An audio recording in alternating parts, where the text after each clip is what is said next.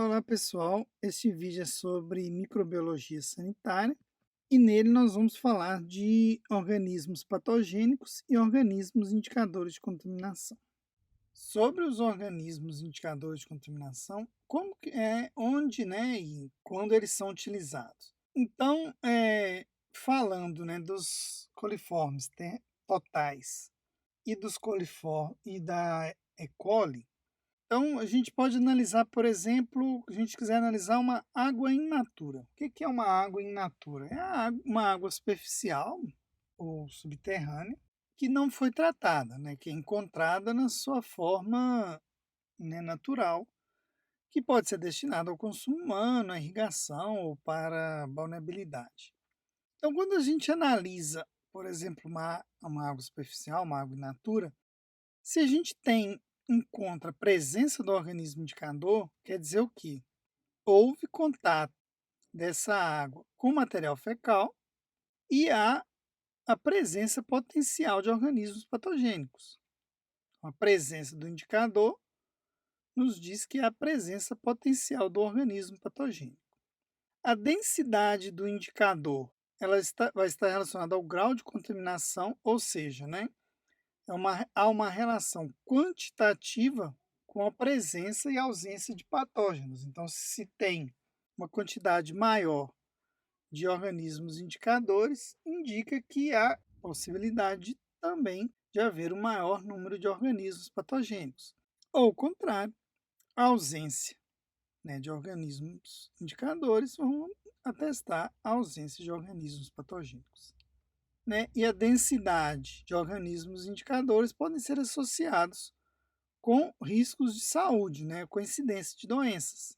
Quanto maior o número de organismos indicadores, maior a presença de organismos patogênicos, e claro que isso vai aumentar o risco, né, de incidência de doenças relacionadas à água. Para o emprego dos organismos indicadores em uma água in natura, o mais indicado é a E. coli. Né? E. coli é o indicador mais preciso de contaminação. Quer dizer o quê? A presença da E. coli vai ser um sinal, né, certo de que aquela água foi contaminada, teve contato com material de origem fecal, porque a E. coli é exclusivamente encontrada no trato intestinal de animais de sangue quente. Coliformes termotolerantes também é um indicador aceitável, tanto que as legislações, por exemplo, a CONAMA 357 de 2005, que fala do enquadramento de corpos hídricos, ela utiliza coliformes termotolerantes como parâmetro. E os coliformes totais, para análise de água superficial, ele não é um indicador adequado, visto que os gêneros de bactérias, né, que são enquadrados aqui, classificados como coliformes totais, eles não são indicadores adequados, uma vez que muitos são de vida livre. Então, se eles são de vida livre, com certeza eles vão ser encontrados nas amostras de água. Aí, vamos só considerar uma coisa: quando a gente fala de coliformes e E. coli, a gente tá falando de indicador para bactérias. Então, E. coli e coliformes são indicadores de contaminação bacteriana. No caso da água tratada, o que a gente chama de água tratada? A água que passa pelo tratamento de água, uma estação de tratamento.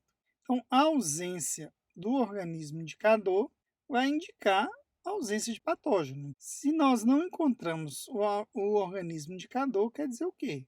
Também não tem um organismo patogênico. Para a água tratada, os coliformes totais pode ser uma análise suficiente também, ao invés de se analisar, por exemplo, coliformes termotolerantes ou E. coli, que muitas vezes é uma análise um pouco mais demorada, se pode utilizar coliformes totais, uma vez que o seguinte: se E. coli e coliformes termotolerantes eles são um grupo dos coliformes totais, se houver ausência de coliformes totais, quer dizer também que, né, a gente infere que a ausência dos termotolerantes de E. coli, então a qualidade da água ela pode ser testada como boa em relação à contaminação bacteriana. Porém, vírus protozoários e ovos de homintos, a gente precisa de indicadores complementares. vírus e protozoários vão necessitar de indicadores complementares, porque, como coliformes, né, a gente falou aqui, coliformes termotolerantes, totais e E. coli, são indicadores de qualidade bacteriana, eles indicam bactérias, outros grupos, né, de organismos patogênicos vão necessitar de outros indicadores complementares. Então, por exemplo, a turbidez da água depois da filtração ou antes da desinfecção é um indicador, a gente vai falar disso no próximo vídeo, e também a gente pode garantir a qualidade, né, da água com parâmetros de controle da desinfecção, a dose do agente desinfetante, o residual, que é o que, né? O agente desinfetante tem que permanecer na rede de distribuição em um residual para garantir que não haja contaminação, pH, que é muito importante quando se usa o cloro, e também o tempo de contato, que é o que, né? O tempo de contato entre a água e o agente desinfetante.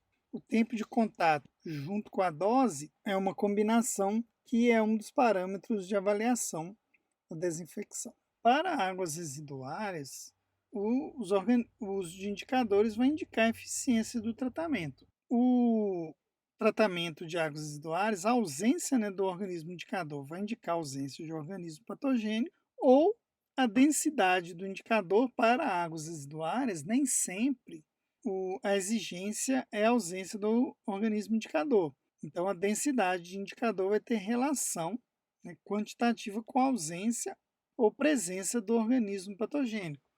Aqui no Brasil ainda não é uma prática tão disseminada de reuso de águas residuárias tratadas, mas em alguns países do mundo isso já é uma realidade e se faz, né, análise microbiológica para depois para se garantir, né, que aquela água está realmente de acordo para poder ser reutilizada.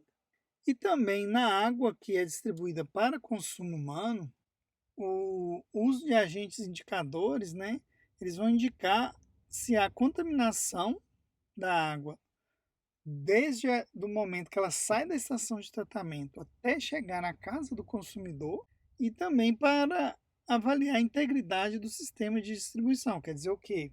Quando a água ela sai de uma estação de tratamento, tem-se que garantir que do caminho que ela faz, da estação de tratamento até na casa da pessoa que vai consumir aquela água, essa água não se recontamine, não haja recontaminação.